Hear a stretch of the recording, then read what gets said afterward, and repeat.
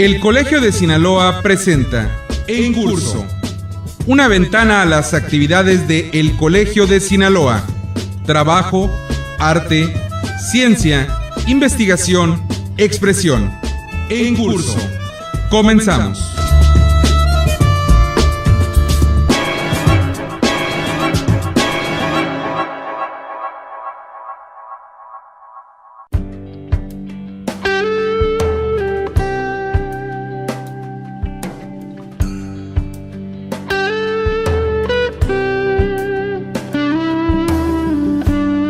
Para contribuir en la difusión del conocimiento, el Colegio de Sinaloa cuenta con una amplia gama de publicaciones que reflejan el carácter multidisciplinario de este organismo público estatal.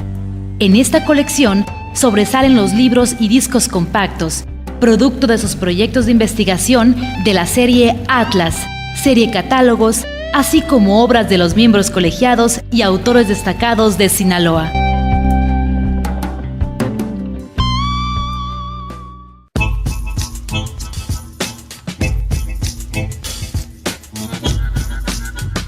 Hola, ¿qué tal, amigos radioescuchas? El día de hoy le voy a presentar una entrevista aquí en Curso, el programa de El Colegio de Sinaloa. Yo, Gerardo Sornio, con el maestro Martín Mendoza Flores, un periodista decano en la ciudad de Culiacán y en otros lugares, que seguramente usted conoce por su trabajo periodístico amplísimo en todo el estado de Sinaloa y también, por supuesto, en el estado de Sonora. Y está con nosotros para platicar de un libro de reciente publicación de su autoría, El Otro Rostro.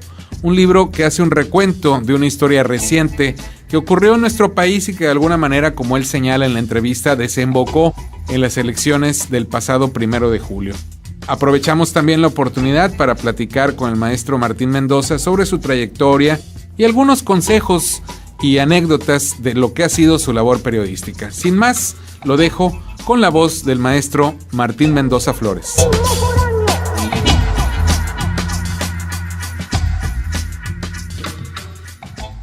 Maestro, El Otro Rostro es el título del nuevo libro y yo tuve la oportunidad de, no alcancé a leerlo completo, pero sí una buena parte y además, bueno, viendo el índice, es un repaso por este México que hoy para muchos nos parece inexplicable. Pero cuando uno lee textos como el que usted presenta en este libro, uno empieza a entender muchas cosas. Yo quisiera comenzar con una pregunta muy básica. ¿Cómo nace la idea de hacer este libro? Porque es un buen libro que deberían muchos sinaloenses tener para conocer un poco más la historia reciente, no tan reciente, pero sobre todo bien explicada. Resultó a raíz de una entrevista a un personaje muy conocido aquí en Sinaloa, y que participó en un movimiento idealístico. Quería modificar el sistema. En ese lance perdió hasta la familia.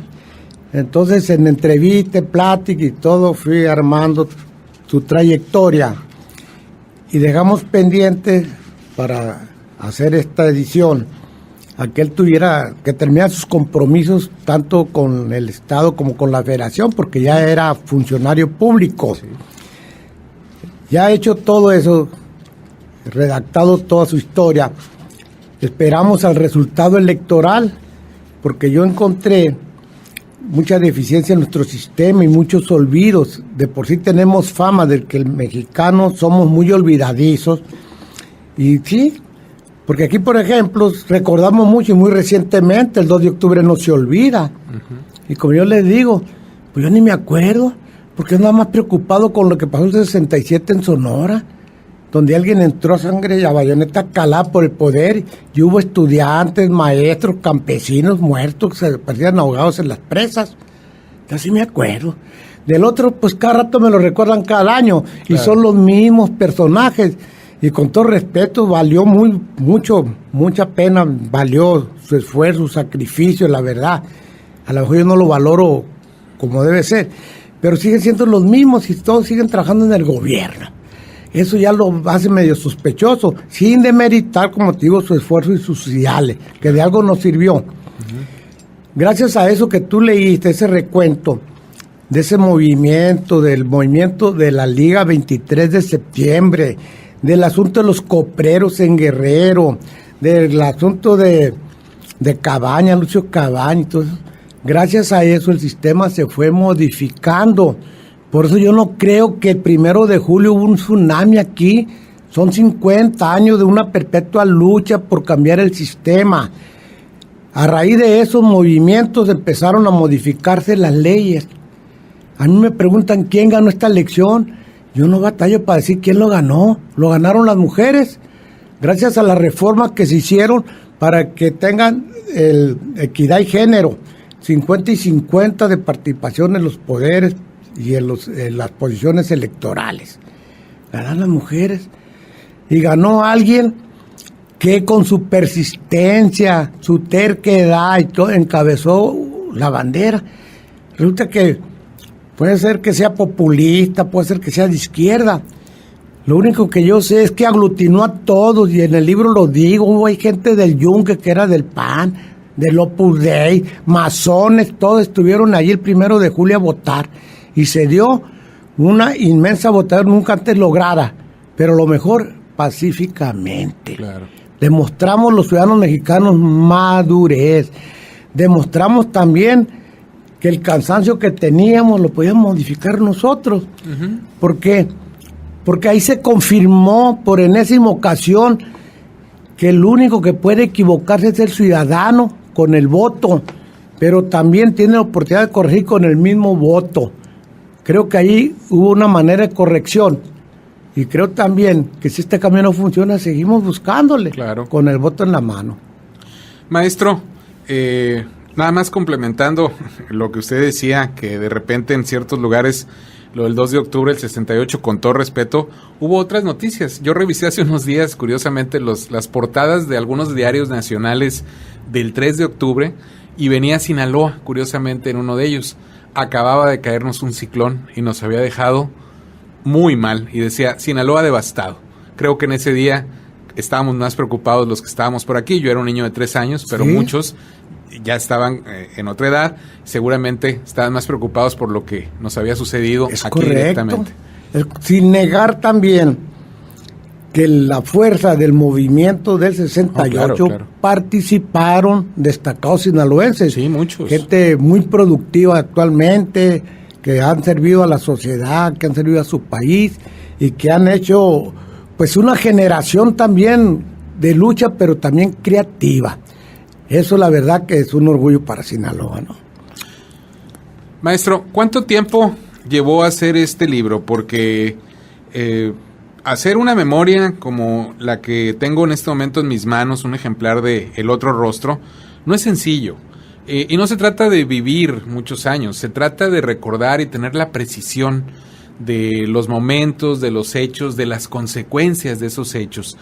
¿Cuánto tiempo le llevó hacer este recuento histórico breve pero sustancioso de lo que nos ha sucedido como país en los últimos años? Pues la verdad la redacción me llevó muy poco tiempo.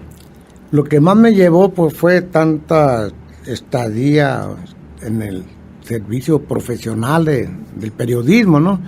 ¿Por qué? Porque muchas cosas que escribo fueron de documentos que fui guardando y que tengo mucho guardado porque era mi obligación además estar informado.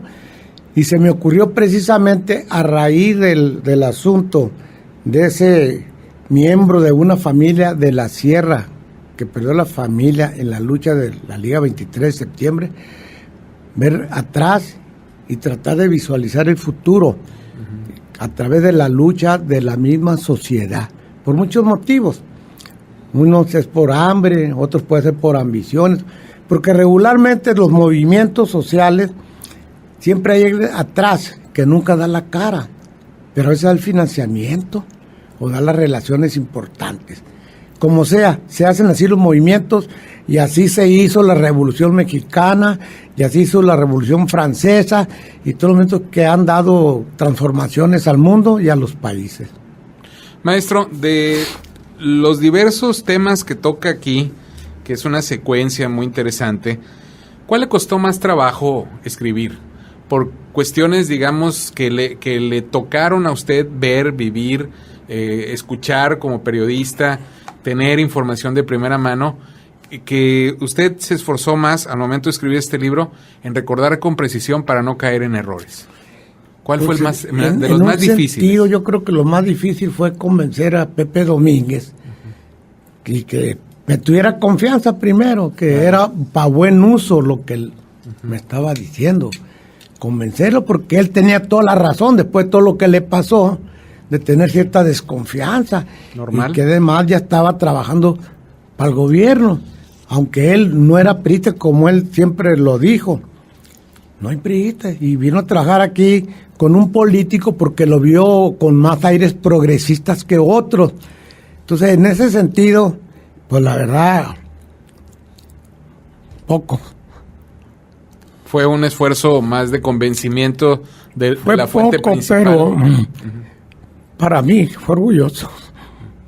No, y se entiende, un periodista con la trayectoria que usted tiene, hacer un libro de esta naturaleza y considerando lo difícil que puede ser a veces lograr la confianza de una persona. Y hay que hacerle justicia a todos los que han luchado.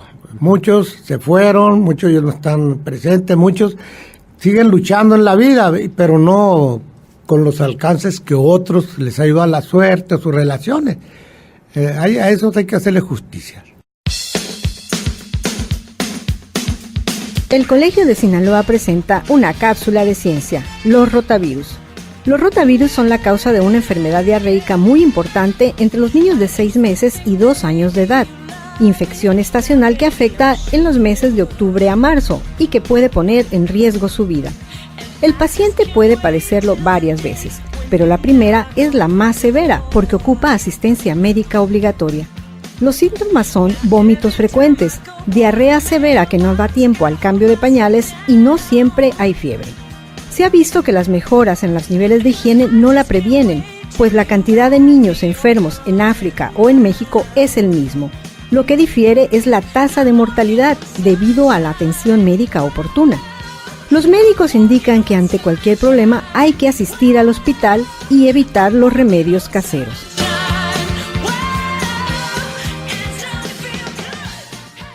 Este programa es apoyado por el Consejo Nacional de Ciencia y Tecnología.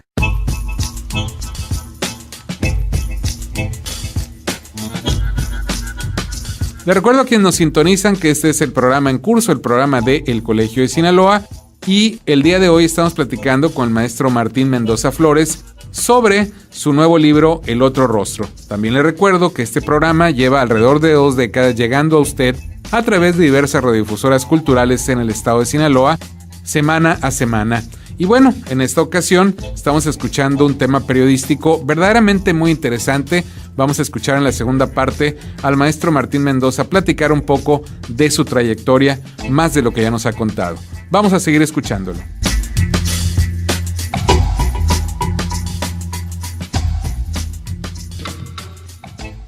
Maestro, aprovecho el tiempo, nos queda todavía algo, para preguntarle un poco sobre trayectoria. ¿Dónde empezó usted en el periodismo y por qué fue el periodismo la profesión que eligió? ¿En qué punto dijo, esto es lo que yo quiero hacer? Y empezó a hacerlo con las ganas que hemos visto durante tantos años, muchos lectores que hemos seguido y hemos tenido la oportunidad de conocer su trabajo. Pues mira, en el anterior libro, que se llama Y fueron 92, porque fueron 92 textos los que imprimí allí. Digo, ¿cómo se inició la trayectoria? Yo andaba trabajando de ayudante del albañil cuando en un periódico de mi pueblo solicitaban gente para trabajar. Tenía 16 años y yo fui. Ya no había plaza porque había también mucha desocupación y habían presentado muchos solicitantes. Pero alguien me preguntó, ¿y no le entré de barrendero? Cuando yo me dije, sí, ¿cómo no? Nada más duré 2 o 3 días de barrendero. Me pasaron a ser de ayudante linotipista, donde imprimían en molde pues las letras que después se pasaban al periódico. Entonces, ahí empecé. Y luego empecé a jugar fútbol y a hacer deporte, de tal forma que por la misma necesidad de que se conocieran mis logros o mis fracasos en el deporte, yo llevaba los datos al periódico. Y a alguien se le ocurrió, oye, ¿por qué no nos ayuda de una vez, hombre? Ponte a redactar. Me dijo, ¿cómo? Y me gustó y ahí empecé. Entonces estuve un rato en Hermosillo, ahí en el periódico mi pueblo era el Informador del Mayo, de la cadena Periódicos Gili, que en Hermosillo en ese tiempo imprimía el regional en la mañana y el imparcial, que era vespertino a las 2 de la tarde. Pues ahí me dieron la oportunidad de que para el periódico de la mañana escribía deporte y para el de la tarde Página Roja. Y encontré algo que es una edición muy particular, no sé si sea general, que la Página Roja, la nota roja, se me hizo más formativa. La de deporte, pues más sociable, más conocidas a muchos ídolos, y como te invitaban a muchos festejos, sobre todo cuando ganaban los campeonatos, ¿no? Uh-huh. Cuando perdían, con más razón, porque lamentablemente la cerveza va ligada al deporte. Entonces así fue como empecé. Entonces ya después me regresé a mi pueblo, porque pues allá en Hermosillo tenía que pagar hospedaje, tenía que pagar todo. Y en casa no, mi mamá me atendía muy bien. Ahí empecé, incluso tuve programas en las estaciones de radio ahí respecto al deporte. Después también en Hermosillo colaboré en algunas estaciones y en Obregón. Andando en eso, me salieron invitaciones a venirme a trabajar para acá. Y aquí ando, agradecido, caramba, de eso sí, que aguante. Así es. Los sinaloenses me han aguantado mucho. No hemos tenido el honor de tenerlo aquí. En realidad eso es, no es que lo hayamos aguantado. Lo hemos disfrutado y lo hemos aprovechado también mucho. Oh, pues muchas gracias. Maestro, usted ha conocido a muchos personajes de la política sinaloense a lo largo de sus años como periodista. Sí. No se trata aquí de hacer crítica ni nada de eso, pero me gustaría que nos platicara, si usted lo considera pertinente, nos dijera al menos qué político le ha dejado la mejor impresión como persona a lo largo de su trayectoria periodística, porque seguramente usted ha trabajado con muchas veces los políticos se conflictúan seguido con los medios de comunicación, pero seguramente habrá conocido a más de uno que como persona dejó una buena huella en su paso al lado de usted. ¿Cuál fue o cuáles serían? Mira, he conocido muchos, tienes toda la razón en eso, y a veces se me hace muy difícil ser selectivo, porque todos, yo conocí que le entraban con ganas de servir. Algunos a lo mejor en el camino se desviaron, pero sus inicios y sus luchas fueron muy buenas. Y yo recuerdo eso con agrado, porque me sirve para hacer la diferencia de lo que es tener el poder y no tenerlo. Y la platico, y le platicó mucho, y le escribí en el libro anterior, una entrevista con Reyes Heroles. ¿Por qué Reyes Heroles? Porque resulta que era director del Seguro Social cuando vino a Mochis el presidente Luis Echeverría a inaugurar una clínica ahí. Pero también vino a hacer la primera explosión de las 3 que hubo para construir la presa de Huites. El señor Echeverría se hacía acompañar casi por todo el gabinete. Y venía esa vez otra vez acompañado por la mayoría del gabinete. Pues ahí íbamos todos en la tropa ahí, atrás del señor presidente, y venía Jesús Reyes Heroles, en ese momento el director general de Seguro Social, que hacía poco había dejado la presidencia nacional del PRI. Se tropezó don Chucho, como le decía, y toda la tropa de señores secretarios, Félix Barra, el de comunicaciones y todos ellos pasaban corriendo tras el presidente. Nadie se dignó a decirle, lo ayudo, se cayó, nada. Veníamos atrás, Fidel Borbón, en paz descanse, un gran periodista, y su servidor. Se nos ocurrió decirle, señor, su permiso, y lo ayudamos. Entonces aprovechamos para decirle, oiga, pues yo soy periodista y lo quiero entrevistar. Sí, me dijo, adelante, saqué la libreta y la entrevisté sobre lo que él manejaba ya, que era el ideólogo del PRI en este país, claro. Y del nacionalismo revolucionario y todas esas cosas. Sobre eso fue el tema. Pero cuando me fui a redactar en el diario Los Mochis, que era donde trabajaba en ese momento, pues yo recordé su reciente pasado y dije, hipotéticamente, ayer este señor se cayó y nadie lo levantó, cuando apenas ayer era al que le daban bola los que querían ser regidores, los que querían ser gobernadores, presidentes municipales en este país. Claro. Jesús Reyes Heroles, director general del PRI, que está aquí para inaugurar esto, se tropezó con una piedra y cayó. Ni Félix Barra ni nadie le dijo, señor, con su permiso para levantarlo. Pero ¿qué ocurrió después? Llega López Portillo al poder, llega Reyes Heroles a ser secretario de Gobernación, y el presidente Echeverría se fue a las Islas Fiji a llevar una representación de México, porque ni que era bien bajada. Hasta allá lo mandó este señor. Sí, sí.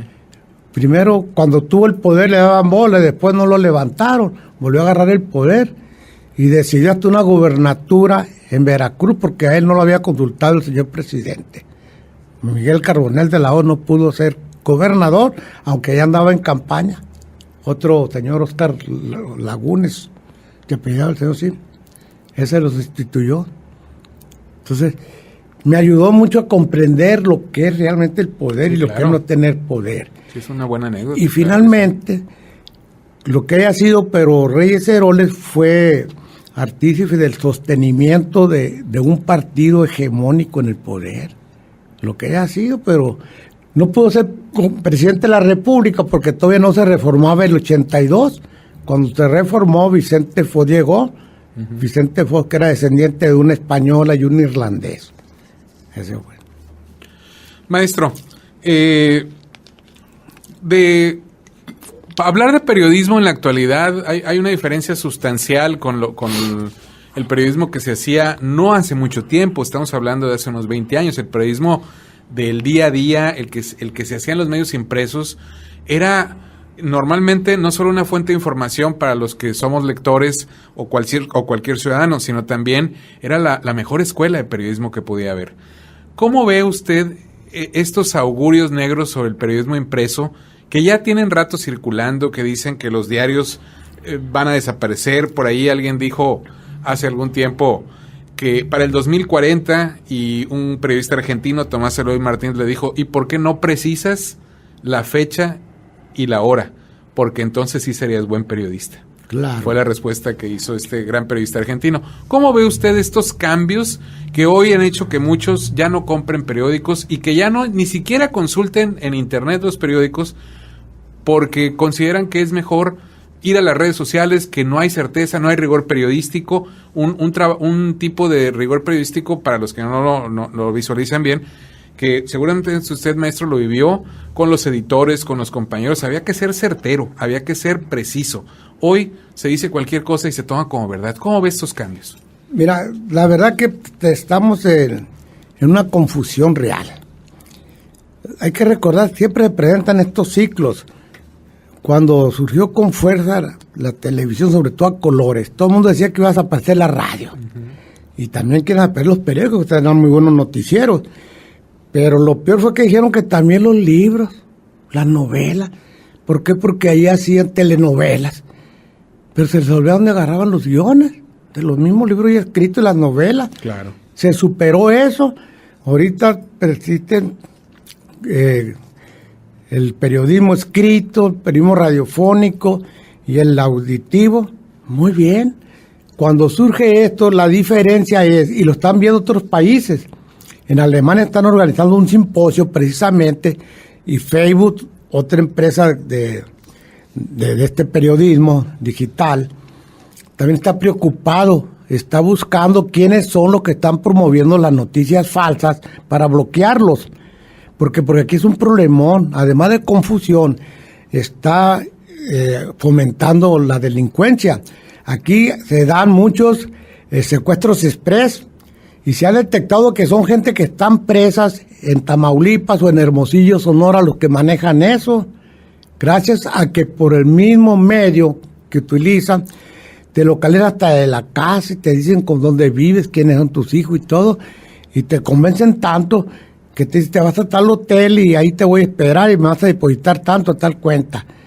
Es por ese medio, porque estamos tan... Entonces también hay que decirlo igualmente, sin responsabilidad a nadie, es una falta de cultura, porque hay que darle buen uso a eso. Claro. En otros países la gente no anda manejando, contestando el teléfono. Aquí apenas están educando en eso, bajo presión de que nos van a sancionar. Allá no, fue por motus propios, porque se accidentaban. Entonces no puede ser que nosotros sigamos en esto de la evolución tecnológica demostrando atraso mental.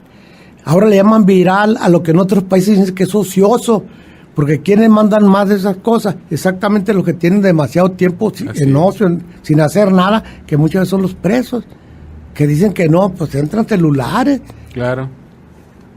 Maestro, pues nos queda muy poquito tiempo, pero yo quisiera aprovechar este último minuto para que una persona con tanta experiencia, con tantos logros en el periodismo como usted, le diera algún consejo breve a estos jóvenes que hoy inician carrera en comunicación y carreras afines, que pretenden ser periodistas, independientemente del medio que decidan trabajar o el que les abra la oportunidad. ¿Cuál sería el consejo de un periodista de tanta trayectoria como usted para estos jóvenes que inician? La materia prima en un periódico, cualquier periodismo, sea impreso, sea auditivo, sea radiofónico, sea oral, es el mismo, es la información. Hay que ir a donde está la información. ¿Por qué también están ahora dedicados a agarrar las noticias de los celulares y en grupo, se cartean unos a otros? Pues no hay trabajo. Podrán traer muchos blasones académicos de las universidades que pues ellos no tienen la culpa, ellos dan su materia. El asunto es la aplicación. Tienen que ir a donde está la noticia y difundirla, como tú decías acertadamente, con toda la serena severidad oportuna, con la certeza. Maestro, pues muchísimas gracias por habernos acompañado. Quisiéramos seguir platicando con usted. Sé que hay cualquier cantidad de anécdotas alrededor del libro Otro Rostro, que le sugerimos a la gente que nos escucha lo adquiera, lo consiga, vale la pena leerlo. Pero igual de su trayectoria periodística y de montones de anécdotas, muchas de ellas muy interesantes, seguramente la mayoría, muchas de ellas jocosas seguramente, porque pues don Martín Mendoza da para escribir muchos libros y esperemos que un día hable de sus memorias ya como periodista, que sería un excelente texto, un documento invaluable para todos aquellos que pretendemos decirnos periodistas y los que empiezan el camino en esta profesión. Muchas gracias por acompañarnos. Yo te agradezco la invitación y agradezco a tu audiencia que me prestan estos minutos. La verdad que eso de en curso sí funciona. Ustedes siguen en curso informando aquel auditorio tan amplio que tienen, pero además de informarlos, ilustrándolos. Qué bueno, yo los felicito, te agradezco mucho tus preguntas, muy acertadas, por cierto. Se ve que sí leíste el libro y te lo agradezco también. Se trata. Es muy amable, agradezco a todos, aquí a la radio y a todos, muy amables. Muchas gracias.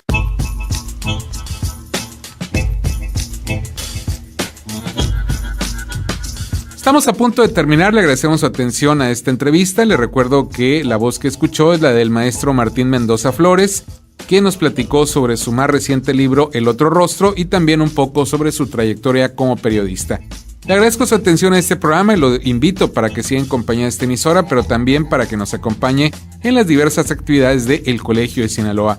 Para obtener información precisa de los horarios y los días, puede acudir en la ciudad de Culiacán a Rosales 435 Poniente o también llamar a los teléfonos 716-1046 y 716-1050, ambos con LADA 667. Desde cualquier punto puede obtener información si la solicita a coldecin@yahoo.com.mx o entra a www.elcolegiodesinaloa.gov.mx. También le recuerdo que usted puede entrar a YouTube, teclear simplemente en su buscador El Colegio de Sinaloa y podrá volver a escuchar esta entrevista, así como también un amplísimo menú de grabaciones anteriores para que las disfrute cuando así lo desee. Yo soy Gerardo Sornio y me despido el día de hoy. Esto fue En Curso, el programa de El Colegio de Sinaloa.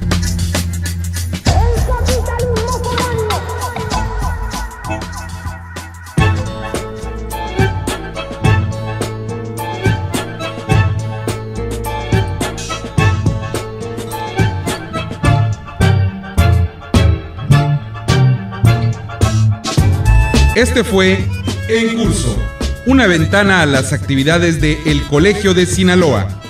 La próxima semana, usted tiene una cita a la misma hora en esta misma estación con En Curso, el programa de El Colegio de Sinaloa.